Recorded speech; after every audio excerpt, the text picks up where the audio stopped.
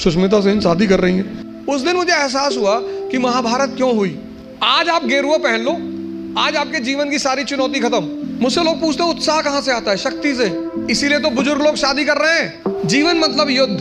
उन्होंने मुझे कभी निराश नहीं किया। और दुनिया में राइज करने का सबसे अच्छा साधन है बेइज्जती।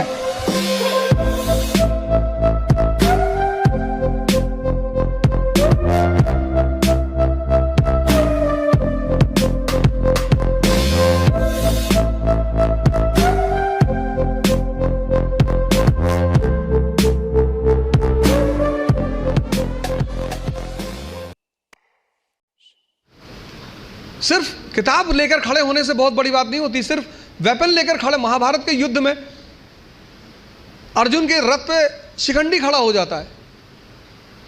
भीष्म पितामह इससे क्या लड़े? हथियार उसके भी हाथ में है, लेकिन वो मानते नहीं उसको। जीवन में एक और अहम बात है, वो है व्यक्तित्व।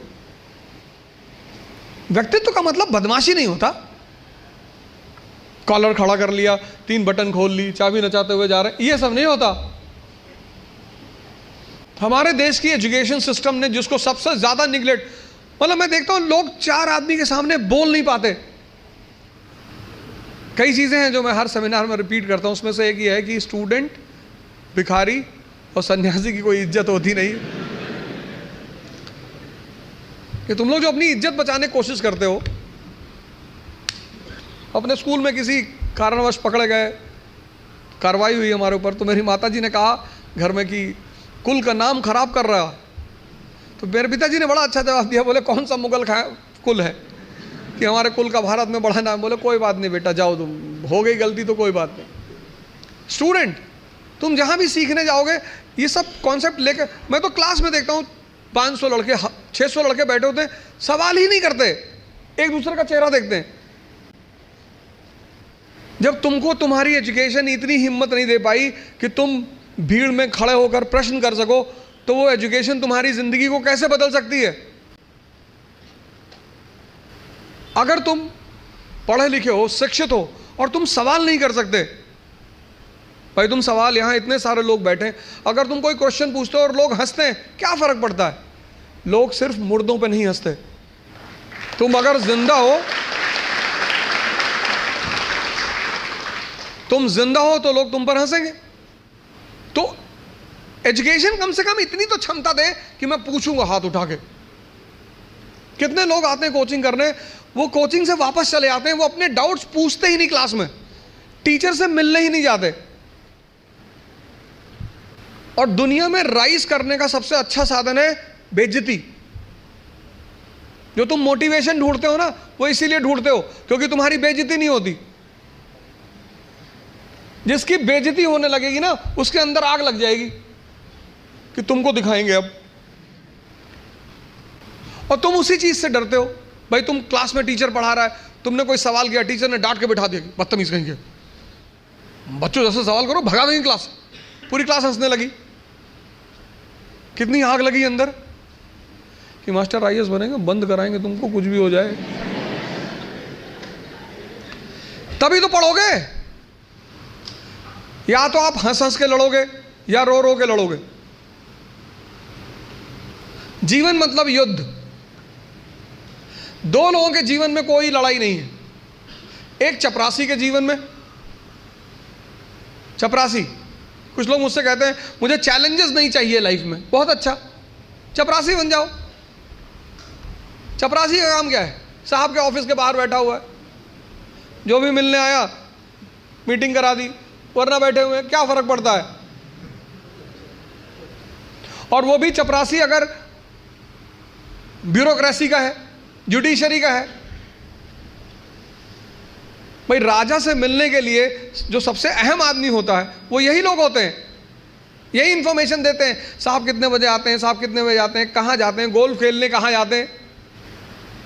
और या फिर जो लोग हरिद्वार चले गए, जिन्होंने कहा भैया हमें नहीं बनना IAS, हमें प्रधानमंत्री नहीं बनना, हमें कुछ बनना ही नहीं। आज आप गेरुआ पहन लो, आज आपके जीवन की सारी चुनौती खत्म, क्योंकि आपने मान लिया कि आप इस जीवन की लड़ाई में शामिल नहीं हो। लेकिन जीवन का मजा भी तो यही है और करना क्या है? भारत आज एक दुनिया का ऐसा देश है जिसके पास सबसे ज्यादा युवा हैं, और भारत आज दुनिया का एक ऐसा देश है जिसके युवा सबसे ज्यादा डिप्रेशन में है। इसीलिए तो बुजुर्ग लोग शादी कर रहे हैं।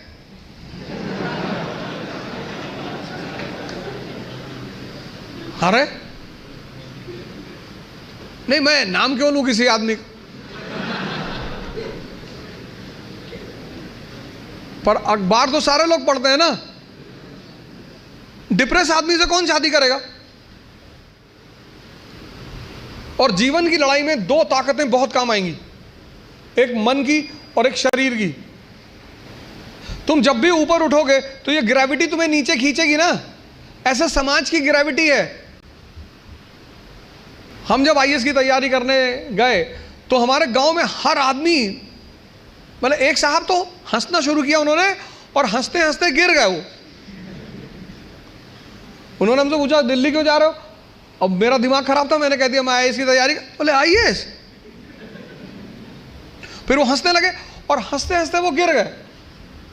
और उस हंसी का इतना रोल रहा मेरे जीवन में, मतलब उस हंसी ने मुझे एकदम मजबूत कर दिया था कि अब आईएएस ही बनना है। उस दिन मुझे एहसास हुआ कि महाभारत क्यों हुई। आपको कोई डांट दे उतना बुरा नहीं लगता, आपको कोई भगा दे बुरा नहीं लगता। जब लोग हंसते हैं ना तब बहुत दर्द होता है।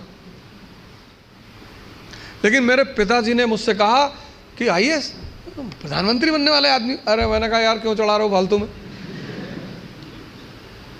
भगवान का आशीर्वाद से आज भी हमारे साथ हैं। और मैं अगर उनसे कोई भी बात कहता हूँ तो तुम्हारे लिए तो कल ही कर लोगे। तो मैंने कहा सोच रहा है हवाई जहाज खरीद लो। अरे ने कहा भैया जी लेने दो। लेकिन उन्हीं की वजह से, मतलब आज जहां भी मैं हूं उसमें सबसे ज्यादा योगदान मेरे पिताजी का है।